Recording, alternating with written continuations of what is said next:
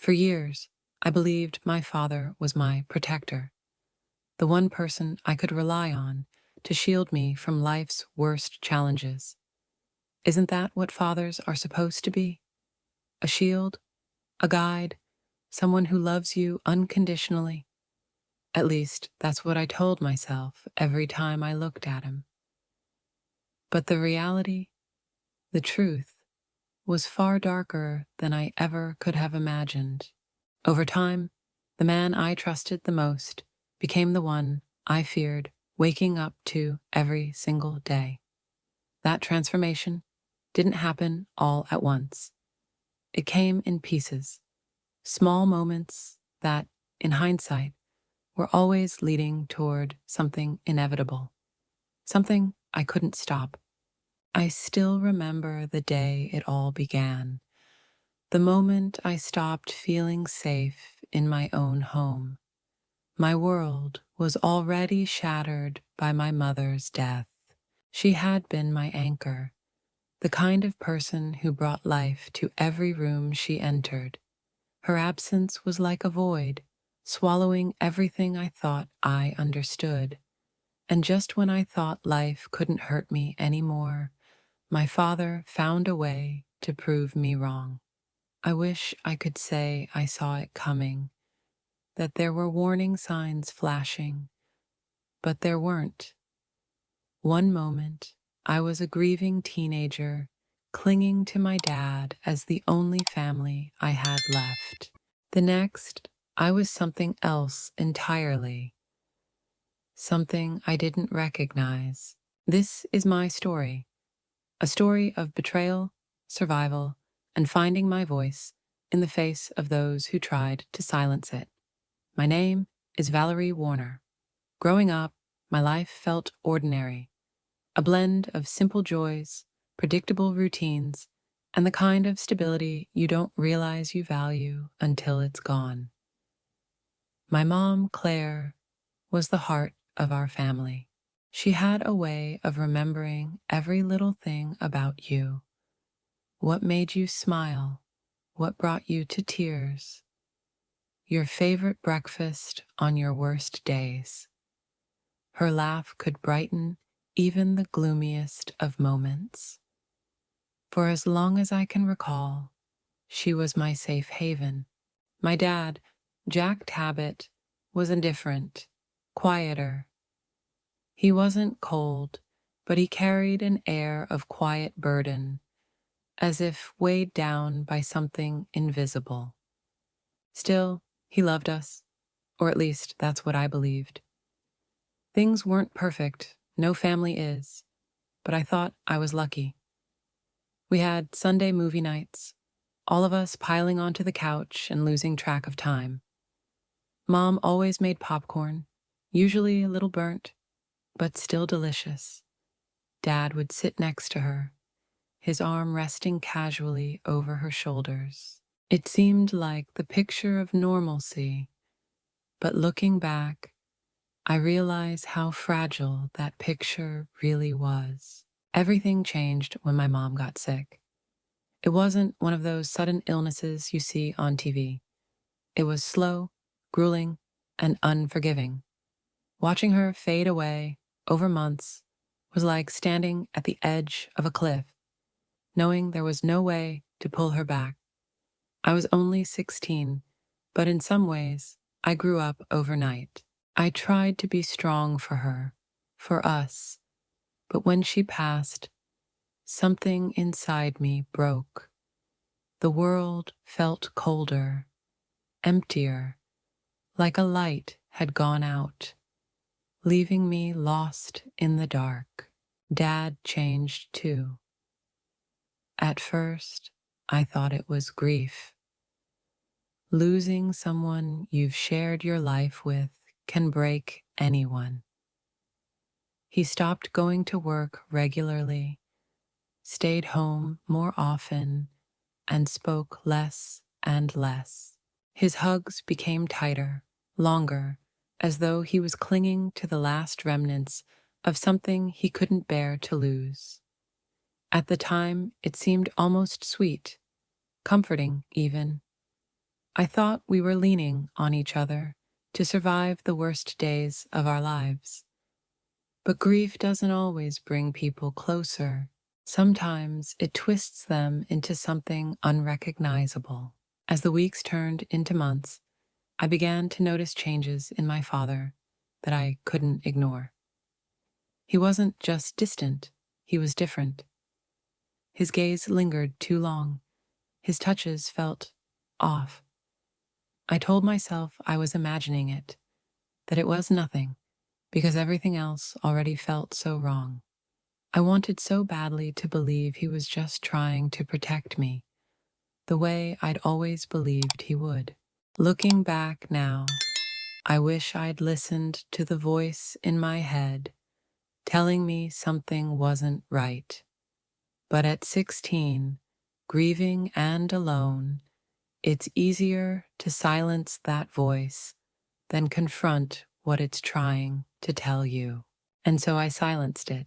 It started on a quiet evening, just the two of us. The house felt heavier than ever, the silence amplifying every little noise.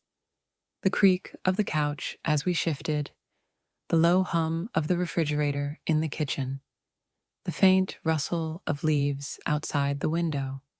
We were in the living room, a space that used to feel warm and alive, but now seemed hollow and empty. The TV was on, though neither of us was watching. It was just background noise, a distraction from the void that hung between us. "You look so much like her," he said suddenly, his voice low and almost tender. I turned to face him, confused.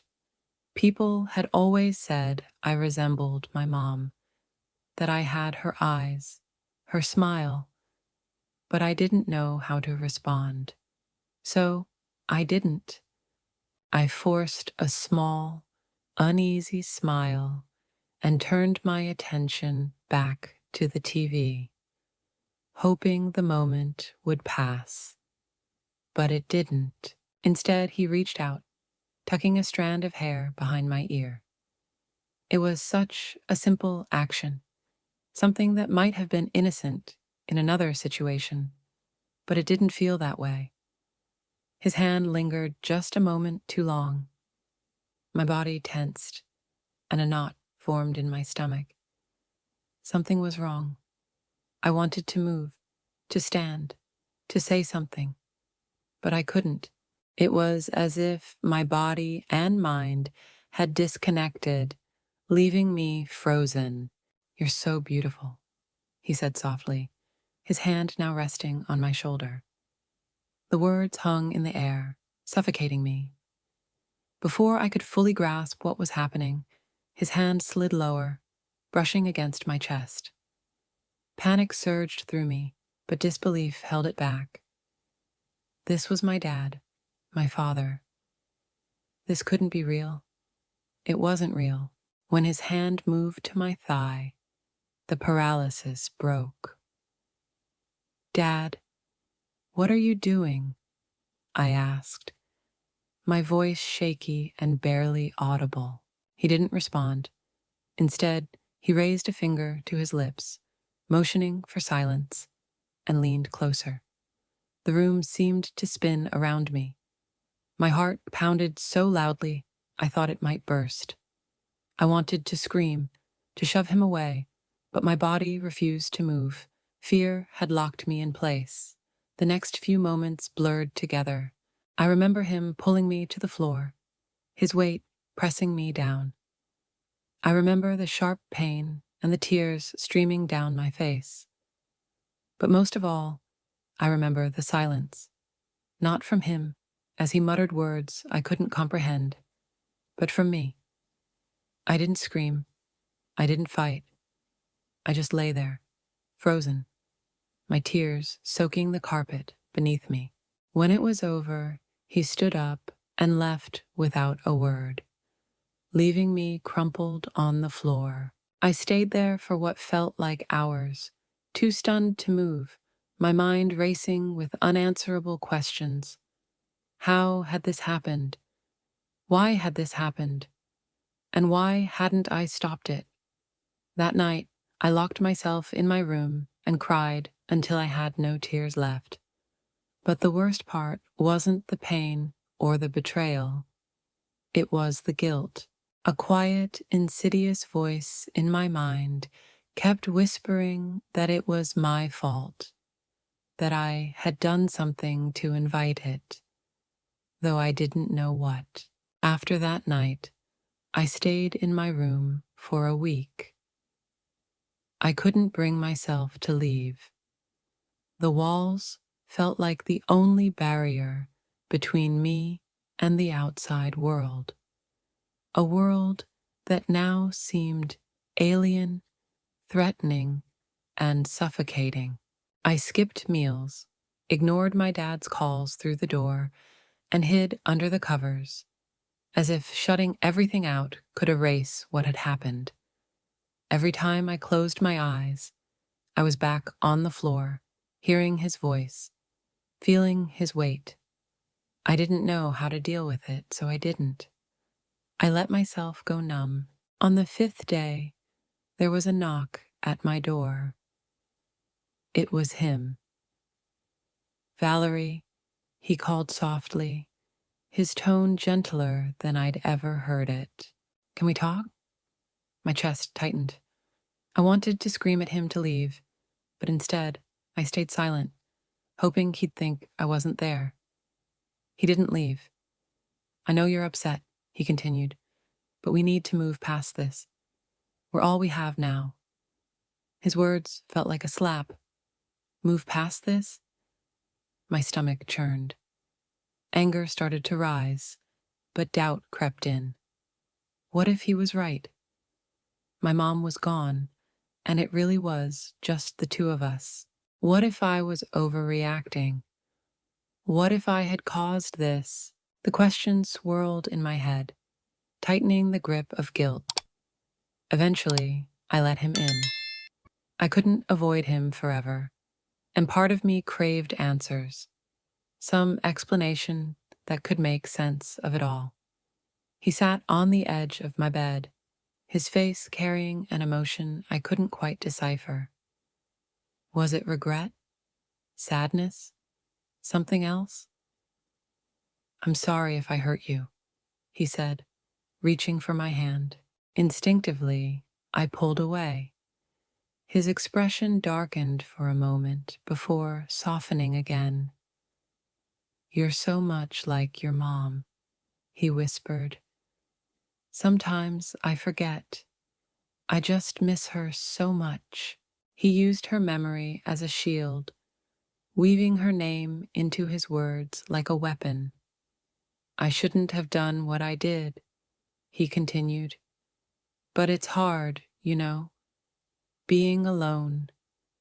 You remind me of her so much, and I don't know, maybe I got confused. It won't happen again. But it did. Less than 2 weeks later, it happened again. By then, he had begun to rewrite the narrative, casting himself as a victim of grief and loneliness. He stopped knocking, walking into my room uninvited. He would sit on the bed, acting as if nothing had changed, talking about mundane things, school, dinner, chores, as though reminding me we were still a family, as though life hadn't been completely upended. But every time he looked at me, I felt it, that weight, that expectation, as if he were waiting for me to make it okay again. The second time wasn't as shocking, but it hurt just as much. It was a Saturday night, and we had just finished dinner. I was clearing the dishes when he came up behind me, placing a hand on my shoulder. Let's watch a movie, he said, his tone casual, almost cheerful. But something about it made my skin crawl. I wanted to refuse, to come up with an excuse to escape to my room, but the words stuck in my throat. So I followed him to the living room, telling myself it was fine, that nothing would happen, that I could leave if I felt uncomfortable. But then his hand found its way to my leg, and the cycle began again. His touches were slower this time, less hurried, as if he were trying to ease me into this new reality. When it was over, he looked at me with an expression that almost seemed affectionate. "I'll be more careful next time," he said. "I'll use protection. I promise, careful," as if this was normal, as if this was something we were supposed to accept and adjust to. His words echoed in my mind, twisting my guilt and shame into something even darker. Maybe this was my fault. Maybe I had let it happen. Maybe I felt I owed it to him, to keep him from being alone, to give him something he claimed he needed. The thought made me feel sick, but it also kept me silent. In the weeks that followed, I shut myself off completely. I stopped spending time with friends, avoided talking to teachers, and withdrew from anything that might lead to questions I wasn't ready to answer. I buried myself in schoolwork and books, anything that could keep my mind busy. But in the moments I couldn't escape, the quiet nights, the strained dinners, the way his gaze lingered just a bit too long, those moments crushed me. I considered telling someone, my best friend, a counselor, even a stranger on the street. But every time I got close, fear held me back. What if they didn't believe me? What if they blamed me? What if speaking up destroyed what little family I had left? The questions seemed endless, and the potential consequences felt too overwhelming.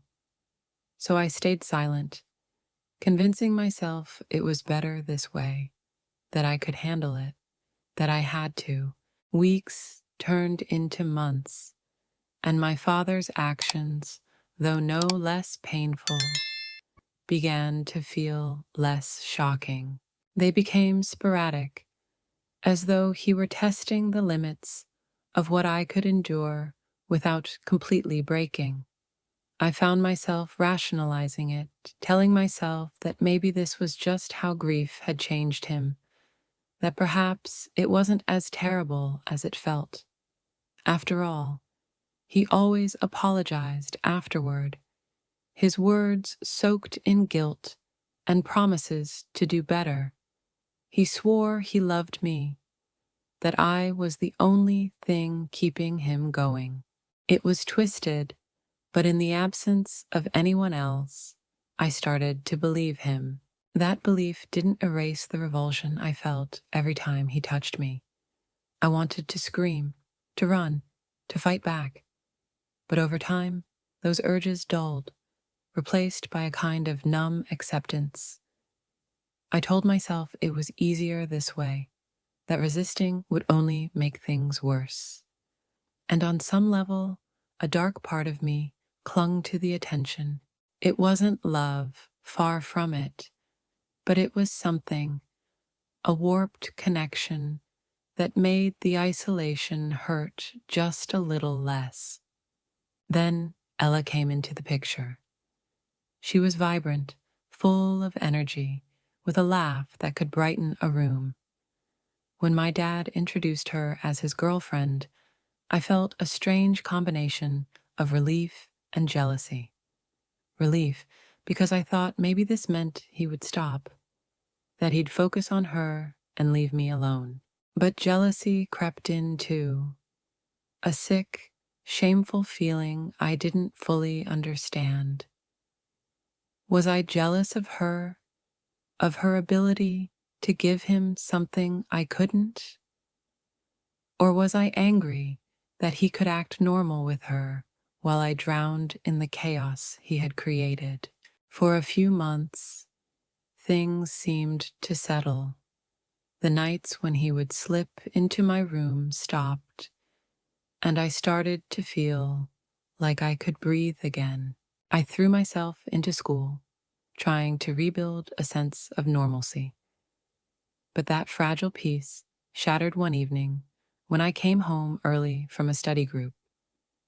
In the living room, I found Ella sitting far too close to me on the couch, her hand resting on my thigh while my dad looked on.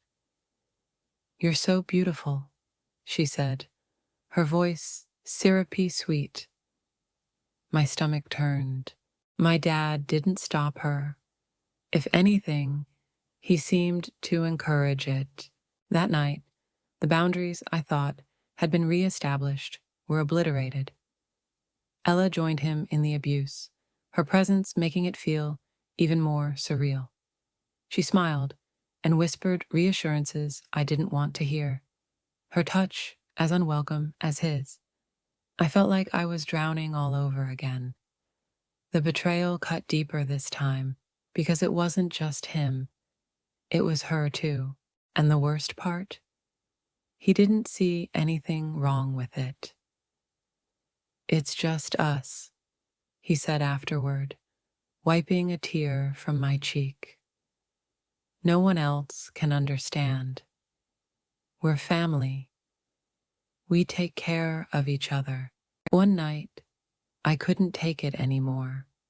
My voice trembling with anger and desperation, I confronted him. "I don't want to do this anymore," I said, the words spilling out before I could lose my nerve. "And I don't want her here. She's making it worse." For a moment, he looked stunned, then hurt, as though I had accused him of some great injustice. "You're jealous," he said softly. "You don't want to share me." "I'm not jealous," I shouted, my voice cracking. "I just want it to stop." To my surprise, he listened. A week later, Ella was gone. "I ended it," he told me, his tone gentle, almost proud. "I couldn't stand the thought of making you unhappy." His words felt like a twisted validation, proof that I still had some control over my life, even as everything else felt like it was slipping away. But the relief was short-lived. Without Ella, the focus shifted entirely back to me. His touches became more frequent, his justifications more convoluted. "We're closer than most families," he said one evening, his hand brushing against my back. "People wouldn't understand, but that's okay. We don't need anyone else." I wanted to scream, to tell him how wrong he was, to say I wasn't some replacement for my mom. But the words stayed locked in my throat, weighed down by fear and guilt.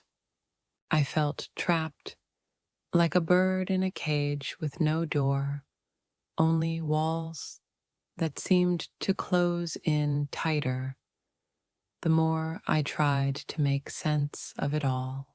The disgust and confusion never went away, but they became background noise, blending into the routine of my life. I stopped questioning it, because asking why meant facing the full weight of what was happening, and I wasn't sure I could survive that. University was supposed to be a new beginning, an opportunity to leave the past behind and rediscover myself. I'd fought hard to stay nearby. My dad had insisted on it. But even being close to home felt like a small taste of freedom. The campus buzzed with activity, alive with fresh faces, limitless opportunities, and the hope of a life unshackled from the confines of my house. I immersed myself in classes, diving into textbooks and lectures, using the routine as a distraction. It gave me something to focus on besides the chaos I had left behind. But even in crowded lecture halls and during noisy study groups, the weight of my secret clung to me. I found myself flinching at casual touches or pulling back from friendly smiles, terrified of letting anyone get too close. Trust felt foreign, like something I might never fully grasp again. Then I met Samara Gillespie. We were assigned to the same group for a history project. She was everything I wasn't, self-assured, funny, and so effortlessly kind that it hurt to be near her. I'd noticed her before, laughing with friends in the cafeteria or answering questions in class with an ease that made it seem like the world couldn't touch her. She had a way of lighting up a room without even trying. At first, I kept my distance. It felt safer that way. But Samara wouldn't let me. She had a way of drawing people in, of making you feel seen just by looking at you. Valerie, right? She asked one day after class, flashing a smile that made my heart skip. We're in the same group. Want to grab coffee and brainstorm? Coffee turned into hours of conversation. The project was barely mentioned as we traded stories about our lives. Hers filled with adventures and grand ambitions. Mine carefully edited to leave out the parts I couldn't say aloud. She talked about her family, her passion for photography, and her dream of traveling the world. I shared stories about my mom, my love for reading, and how university felt like a lifeline I was clinging to with all my strength. Over the next few weeks, we began spending more time together. It wasn't intentional, at least not at first. She'd invite me to lunch or study sessions that often turned into late-night talks. Being around her felt like stepping into the sunlight after years in darkness. For the first time in forever, I felt truly seen, and that terrified me. I wanted to tell her everything, to let her into the parts of my life I had hidden from everyone. But every time I tried, my chest tightened. How could I explain what had happened? The things I had let happen? What if she saw me differently? Or worse, pitied me? So I kept my guard up, even as it began to crumble every time she smiled at me. One evening, Samara invited me to her dorm to watch a movie. It seemed simple, casual, but it felt monumental. We sat side by side on her bed, a bowl of popcorn between us, laughing at the ridiculousness of the film. At one point, our hands brushed, and my whole body tensed. She noticed, of course she noticed, but instead of pulling away, she gently placed her hand over mine and said, "You're safe here."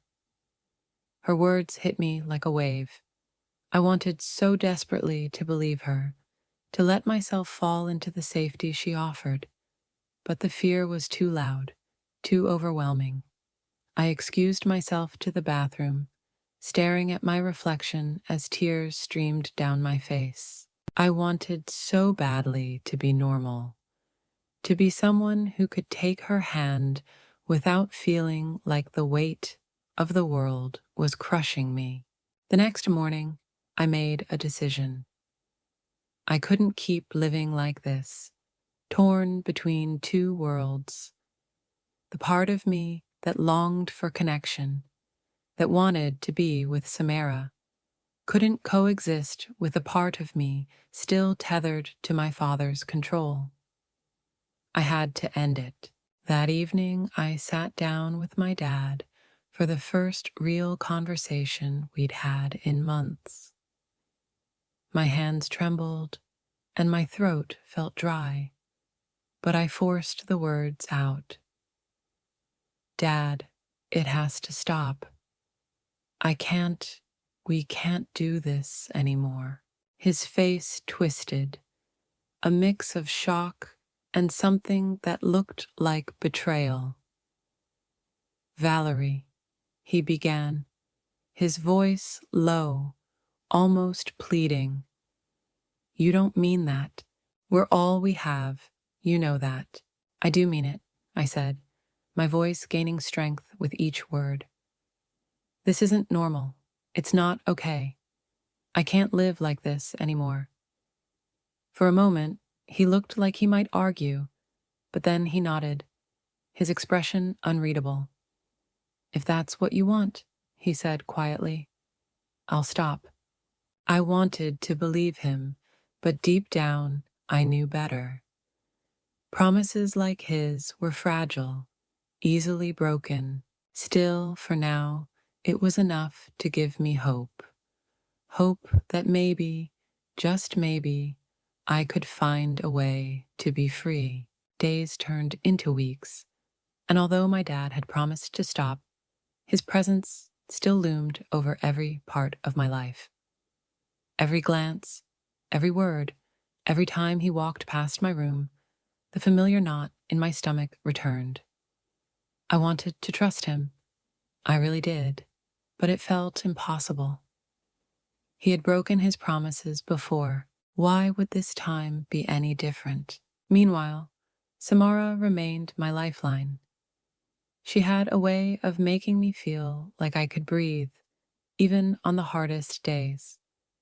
One evening, as we sat on the grass outside her dorm, watching the sunset, she asked me a question that made my heart stop.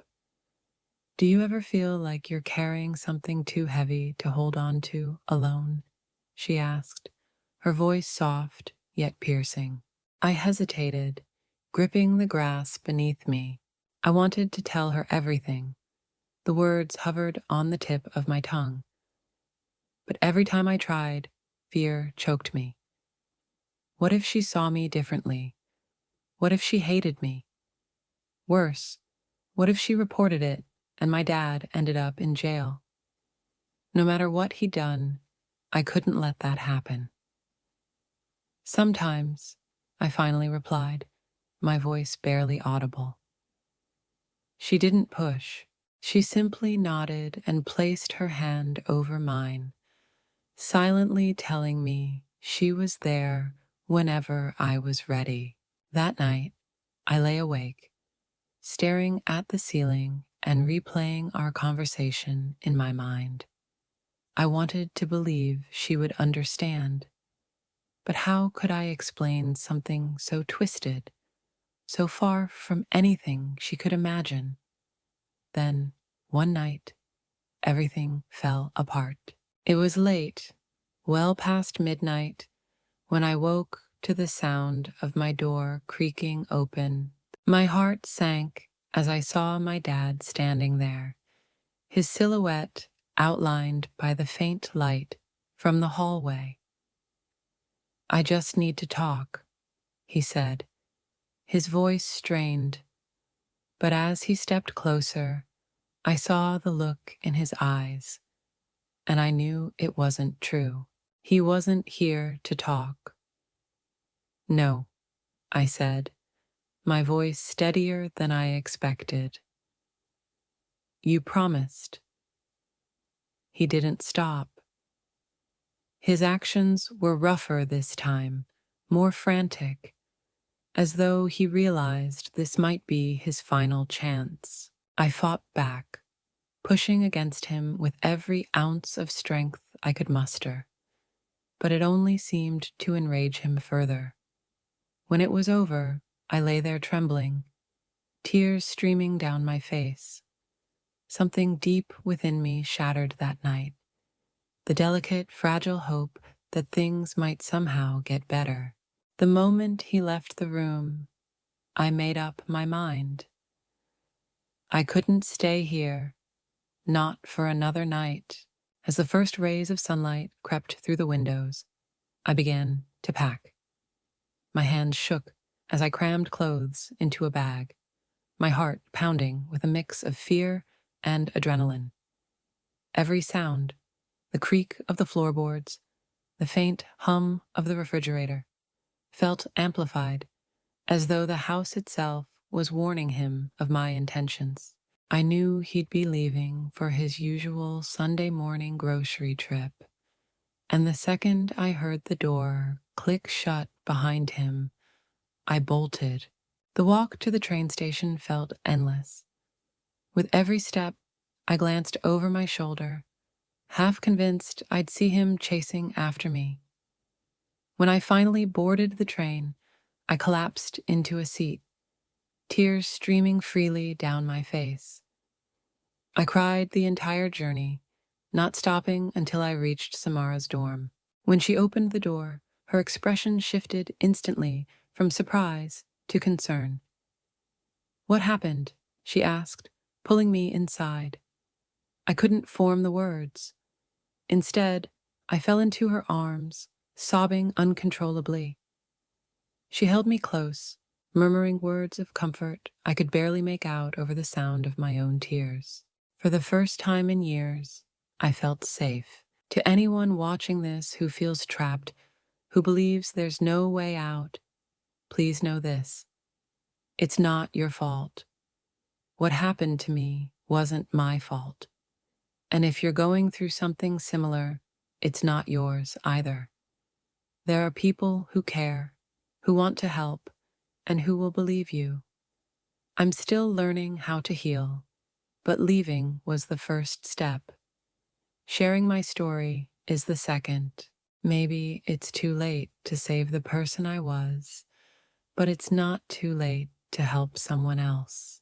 If you're watching this and feeling scared, confused, or ashamed, know that you're not alone. There is a way out, and you deserve to find it. I'm finally taking my first steps toward healing, and you can too.